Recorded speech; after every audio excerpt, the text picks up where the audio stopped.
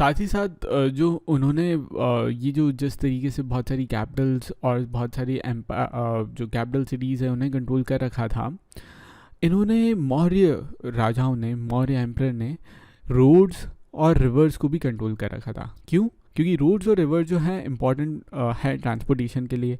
यहाँ से माल जाया जाता था एक जगह से दूसरी जगह, माल यानी कि गुड्स जाया जाता था, और इसलिए वो अपना रिसोर्सेज यहाँ से इजीली कलेक्ट कर सकते थे।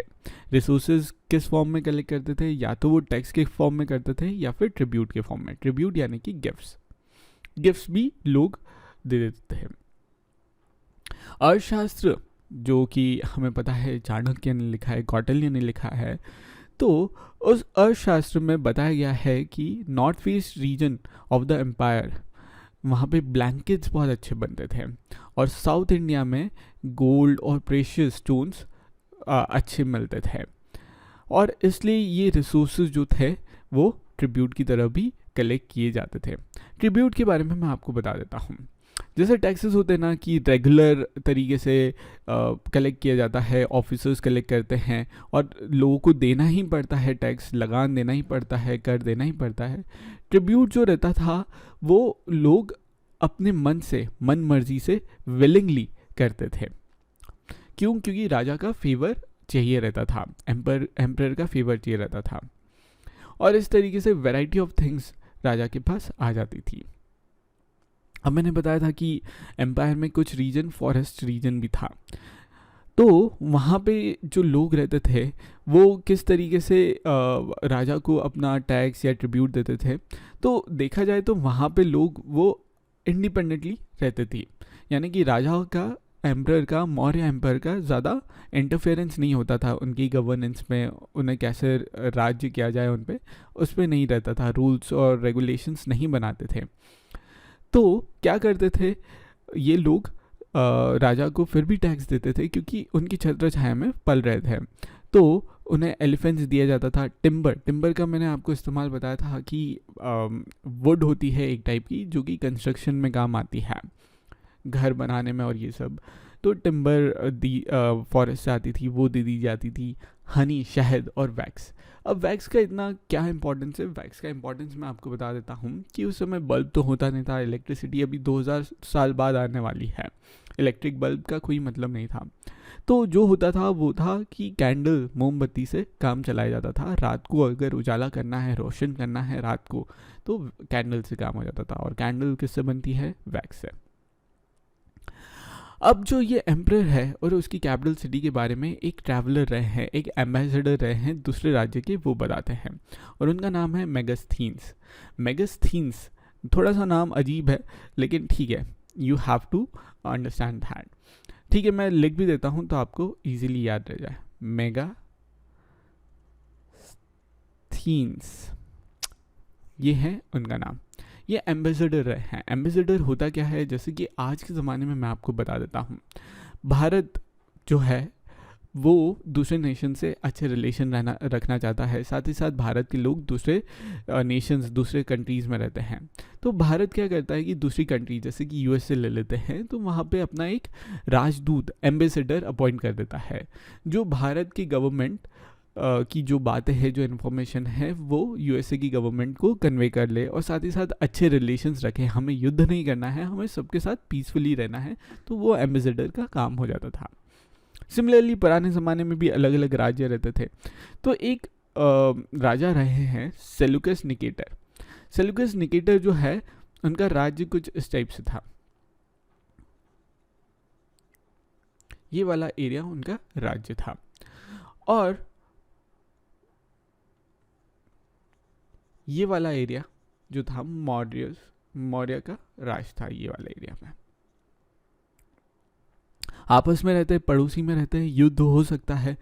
तो गुड फेथ में एक एम्बेसडर जो है वो भेजा इन्होंने। यहाँ से एक एम्बेसडर पाटलिपुत्र भेजा, पाटलिपुत्र यानी कि कैपिटल ऑफ मौर्य एम्पायर, वहाँ पे, और उनका नाम था मेगास्थीन। तो सेलुकस निकेटर जो कि वेस्ट एशिया, ये जो एरिया हो जाता है वेस्ट एशिया काइंड ऑफ कहला जा सकता है, तो वहाँ के ग्रीक रूलर थे। ग्रीक रूलर यानी कि अलेक्जेंडर की आर्मी में आए थे, यहाँ से उन्होंने कॉन्कर किया था और ये वाला हिस्सा फिर उन्हें मिल गया सेल्यूकस निकेटर को। तो उन्होंने मेगास्थीन्स को भेजा और वहाँ पे मेगास्थीन एम्बेसडर यानी कि दूत की तरह, यानी कि एक ऑफिशियल रिप्रेजेंटेटिव रहे हैं सेल्यूकस निकेटर के, उस तरीके से पाटलिपुत्र में बहुत टाइम रहे। और पाटलिपुत्र में उन्होंने जो देखा उन्होंने वो लिखा। क्या लिखा उन्होंने? तो एम्परर के बारे में लिखा कि बहुत सारा ऐसे ओकेजन्स होते थे जहाँ एम्परर जो थे वो पब्लिक के सामने आते थे, और जब आते थे तो उसे सेलिब्रेट किया जाता था रॉयल प्रोसेशन की तरह, ठीक है, ग्रैंड रॉयल प्रोसेशन की तरह। The occasion on which the emperor appears in the public are celebrated with grand royal occasion. He is carried in a golden pelican.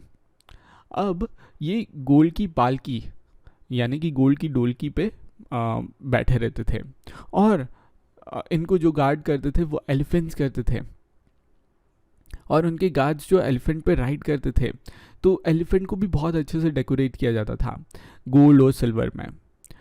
कुछ गार्ड्स जो रहते थे वो ट्रीज़, जिंदा ट्रीज़ को कैरी करते थे जिसमें लाइव बर्ड्स होते थे, और जैसे कि पैरट्स हो गया और ये सब जो राजा के आसपास हेड पे सर्कल करते थे। मतलब बहुत ही अमेजिंग व्यू होगा।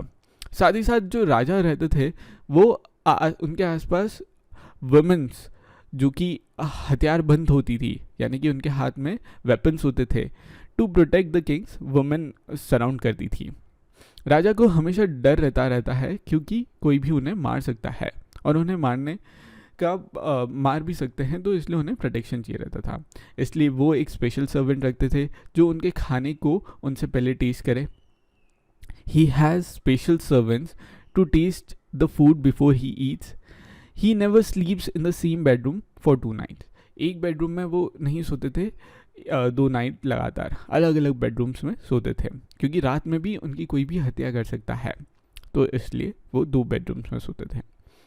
अब पाटलिपुत्र के बारे में, यानी कि जो आज का पटना है, उस समय पाटलिपुत्र जो कैपिटल थी वो कैसी दिखती थी, कितनी थी, उसके बारे में भी मेगास्थीन्स ने लिखा है। उन्होंने बताया है कि बहुत लार्ज और ब्यूटीफुल सिटी है पाटलिपुत्र, जो कि सराउंडेड है मासिव वॉल से। ऑब्वियसली कोई भी कैपिटल सिटी होगी वो वॉल से 4 टाइप सराउंड होगी, ठीक है। इसमें 5 जो वॉल्स हैं उनमें 570 टावर्स हैं।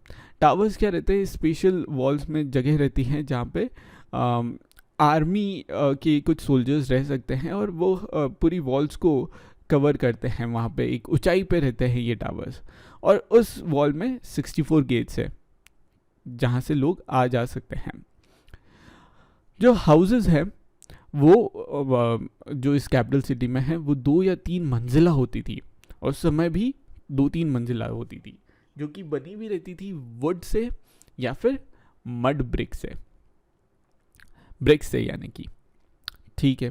और किंग का पैलेस जो रहता था वो भी वुड से बना हुआ रहता था, और उसमें ब्यूटीफुल स्टोन कार्विंग्स होती थी, मतलब स्टोन की नक्काशी होती थी उनमें, जो कि हमने देखा है कि होती ही रहती थी उस समय, ऐसे ही डेकोरेट किया जाता था।